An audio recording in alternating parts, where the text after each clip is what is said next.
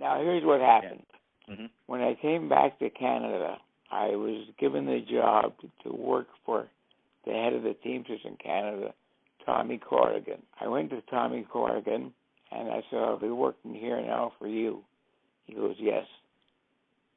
I thought I would be getting a promotion. I said, what will I be doing?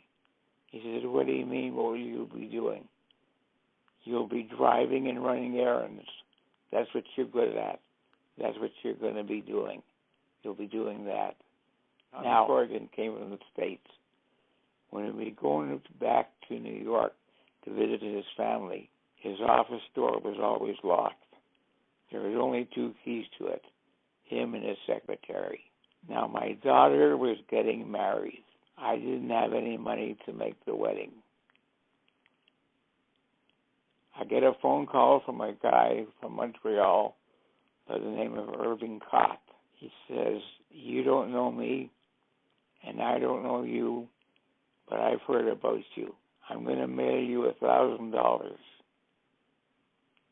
Buy a return ticket and come to Montreal and come to my office and meet me. I've got a proposition for you. I went down and I met him in his office in the Sheraton Center in Montreal. Beautiful offices with a dining room and a kitchen. He says, I'm in a business deal with Tommy Corrigan. I says, that's what I've heard. He says, there's papers in his office that would help me out in that business deal. I want you to get me copies of those papers and get them to me. I says, I can't do that. I work for the man. He says, I'll pay you $10,000. I said, you got a deal.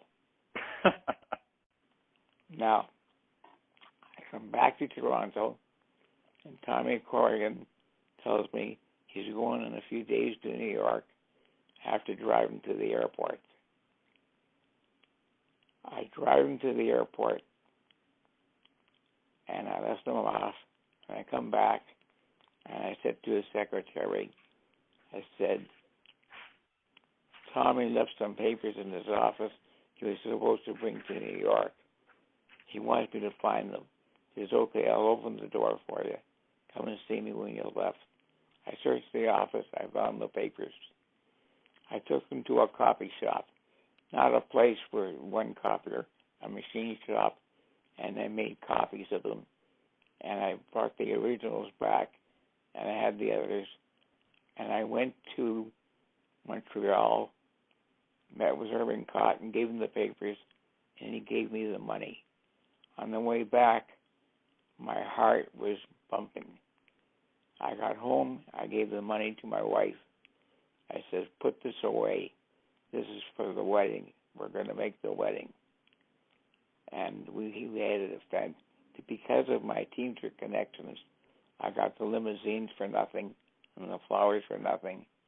We made the wedding at the Sutton Place Hotel at the room at the top.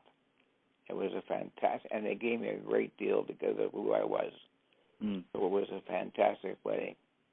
Now, Tommy Corrigan at one time put a hit on his brother. So one day he comes to me, this is about a year later, he says, I found out who double-crossed me and how Cott was able to get a hold of some papers. I says, who was the son of a bitch? Let's get him. He says, it was you, you dirty bastard. You were the one that did it. And one day you're going to feel a piece against the back of your head. When it goes off, think of me. And if somebody else would say that to you, you would slough it off. When a guy puts a hit in his own brother, you know that this is a guy that might do it. Now, Tommy Corrigan was married to the daughter of Don Vito Genovese. And he had working in his office a gorgeous girl. She was gorgeous. And he kept her in an apartment in the Colonnade. So now I said to myself, I got to get him before he gets me. So what am I going to do? So I thought about it. So I went to New York to get a visit with Don Vito Genovese. And Vito came out. He took his hand out to shake my hand. I took his hand and then I kissed it. I says, Patron. Patron is a word for master in Italian. It shows high respect. I says, Patron, I'm here with a broken heart. I hate to be here, but I have such respect for you. And I think so great of you, I have to tell you the truth. Tommy is cheating on your daughter. Now, these old Italian guys, it didn't matter what they did, but their daughters were sacred to them. He says, are you certain, Marvin? He says, Patron, my heart is breaking having to come here. I wouldn't be here if it wasn't true. He says, I'm sending somebody back to Toronto. I want you to prove it.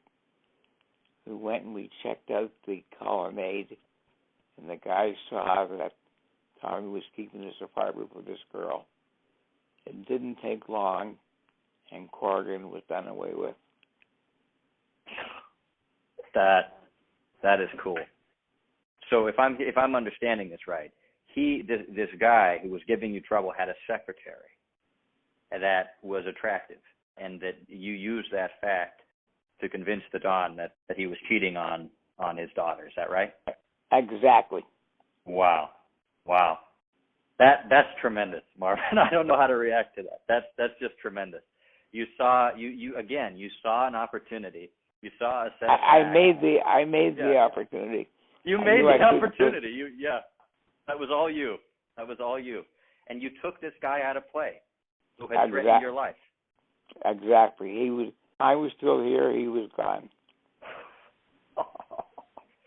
Wow, that is really excellent. And you know what? You know what's funny? You did it without throwing a punch.